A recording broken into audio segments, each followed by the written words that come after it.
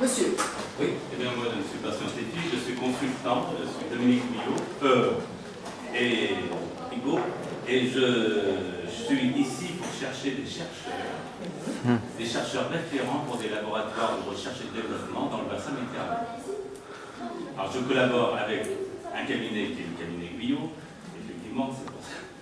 Je collabore avec ICS à Toulouse, qui est un cabinet qui est spécialisé dans l'aéronautique, avec le groupe Tischgen, qui est un groupe suisse, effectivement. Et donc, je les représente pour prendre les premiers contacts dans cet espace francophone sur des gens qui seraient intéressés, des chercheurs, enseignants, pour être des consultants référents pour ces entreprises qui veulent se développer, s'installer ou échanger des collaborations dans tout ce bassin méditerranéen. Voilà. Extraordinaire. Je crois que ça aussi, c'est très utile. Donc, c'est une démarche peut-être originale. Je suis sûre que la prochaine pause, il y aura tout le monde devant votre porte.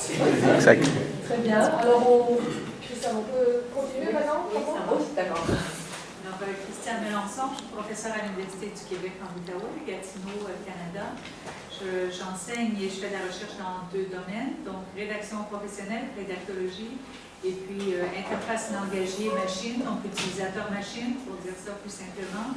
Et aussi, je fais de la recherche en littérature 20e, 21e siècle, plus récemment sur la poésie en Afrique subsaharienne. Alors, ce qui m'intéresserait peut-être, ce serait de voir les besoins du côté des technologies, en particulier les technologies langagières, donc des besoins émergents, parce que dans le cadre du Centre de recherche en technologie langagière, on produit avec des programmeurs des outils visant à répondre à des besoins vraiment axés sur l'utilisateur. Donc, on a beaucoup de logiciels qui ont été conçus par des informaticiens et qui parfois répondent bien ou moins bien aux besoins des utilisateurs. Donc, on veut mieux connaître les utilisateurs, d'une part. Et puis, en littérature, des collaborations habituelles autour de projets de recherche qui pourraient avoir des résultats. Très bien. Là encore, peut-être que vous notez. Donc, je suis Michel Hermou, je suis professeur à l'Université de Bordeaux. Principalement, je fais de la biologie, de la biotechnologie, des activités de recherche à l'INRA sur le développement des plantes. Et je suis ici déjà par curiosité, ensuite par certains intérêts en termes de formation, recherche de partenaires pour la formation des étudiants, recherche de partenaires aussi pour les aspects recherche. Et il s'agit aussi d'essayer de voir, de réfléchir comment adapter nos formations aux étudiants qui viennent du Sud et parfois au décalage qu'il peut y avoir entre nos formations et celles qui sont dans les pays du Sud. Très bien, merci. Ouais. Donc, Christine Loyetch, moi je travaille au Conseil de la Nouvelle-Calédonie. Je vous ai présenté rapidement tout à l'heure le conseil consultatif auquel je travaillais. Personnellement, moi je viens donc des médias, puisque j'ai fait ma thèse sur le traitement de l'art à la télévision. Donc, c'est pour ça que j'ai mis en avant le problème des sciences humaines et sociales dans la recherche en Nouvelle-Calédonie qui pose un vrai problème. Et notamment, je pense que dans le cas de l'anthropologie, il y a énormément à faire. Hein, c'est un terrain qui le permet, et puis en plus, de manière tout à fait transversale. Donc, il y a peut-être des réseaux à trouver justement pour se mettre dans une synergie de recherche bombardée, peut-être. En matière de recherche et développement, je pense qu'il y a pas mal de choses qui se font et qui se font en développement. Je pense que le problème n'est pas là. Il est plutôt sur une nouvelle technologie, là c'est tout à fait valorisant.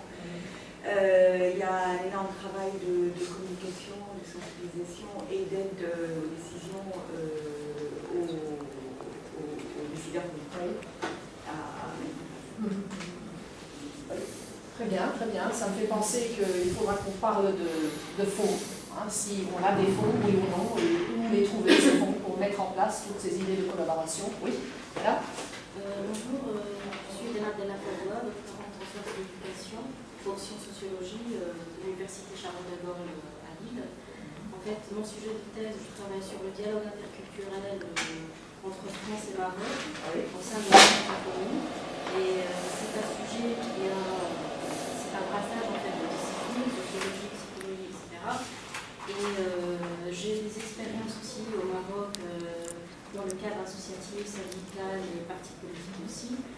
Et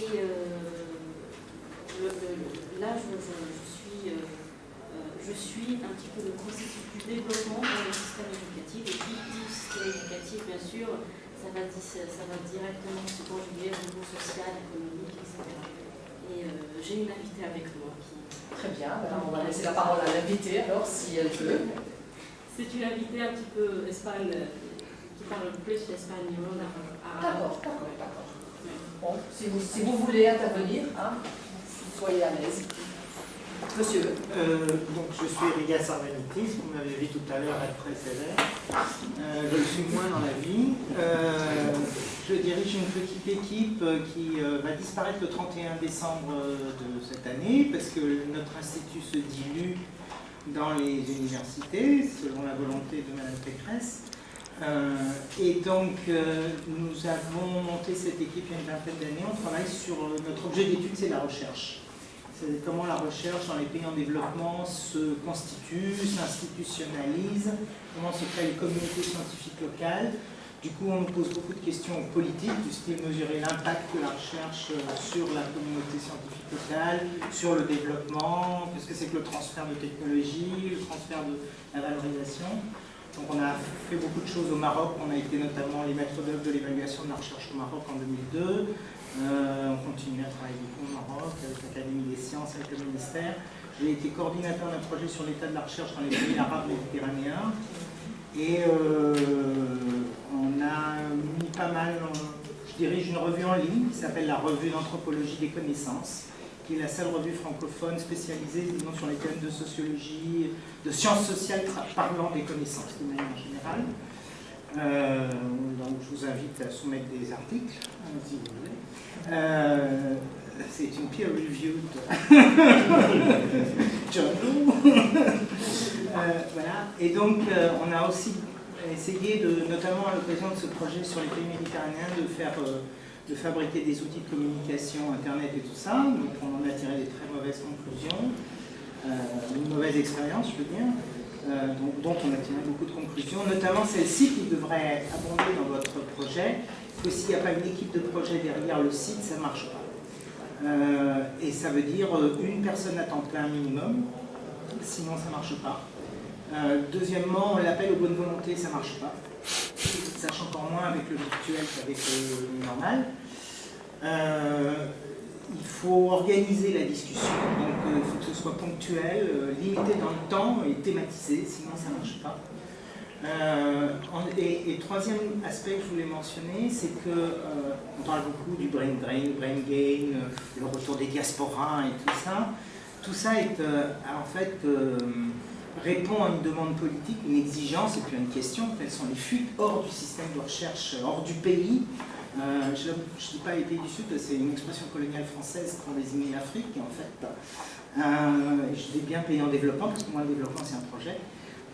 Et donc, dans les pays en développement, l'utilisation des diasporas ou des connaissances qui sont dispersées dans le reste du monde, nationaux, à travers les moyens virtuels, ça ne fonctionne que si ces personnes ont la possibilité d'être sur place pendant une certaine période de temps assez longue, pas seulement dans le cadre de la formation, mais sur des vrais projets.